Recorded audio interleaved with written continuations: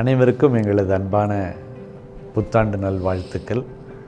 2023 வருடம் முழுவதும் தேவனாகிய கர்த்தர் நமக்கு நல்லவராகவே இருந்தார்.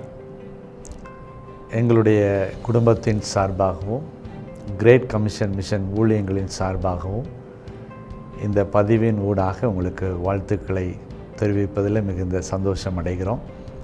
2023 வருடத்தில் எங்களை ஜெபத்தினாலும் ஊழியங்களை தந்தும் பொருளாதாரத்திலும் நல்ல எண்ணங்களிலும் ஆதரித்த நல்ல ஆலோசனைகளை கொடுத்து எங்களை வழிநடத்தின அனைவருக்கும் எங்களுடைய அன்பின் நல்வாழ்த்துக்களை தெரியப்படுத்துகிறோம். இந்த புதிய ஆண்டில் தேவனாகிய கர்த்தர் நிச்சயமாகவே நம்மை கொண்டு சுவிசேஷ பிரபல்யத்தை கட்டளையிடுவார். இந்த வருடத்தில் அதிகமாக சுவிசேஷ பிரபல்யத்தை ஊக்குவிக்கவும் சீஷர்களை எழுப்பவும் கர்த்தர் எங்களை ஏவி இருக்கிறார்.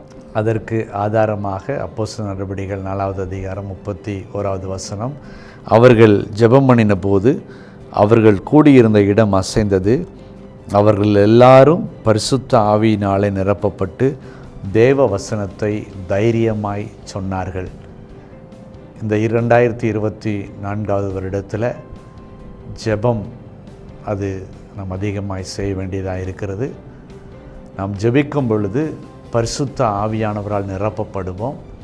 நிறைவாக அதன் விளைவாக தேவ வசனத்தை பிரசித்தம் பண்ணி அநேகரை கர்த்தர் தம் மண்டையில் நம் மூலமாய் இழுத்து கொள்வார். கர்த்தர் தாமே தொடர்ந்து உங்களை ஆசீர்வதிப்பாராக. உங்களுடைய உறவுகளுக்காக, உங்களுடைய ஆதரவுகளுக்காக கர்த்தரை துதிக்கிறோம். மறுபடியும் நாங்கள் உங்களை இந்த 2024 வருடம் ஆசீர்வாதமான வருடமாக இருக்கும்படி வாழ்த்துகிறோம். கர்த்தர் உங்களை ஆசீர்வதிப்பாராக. ஆமேன், ஆமேன்.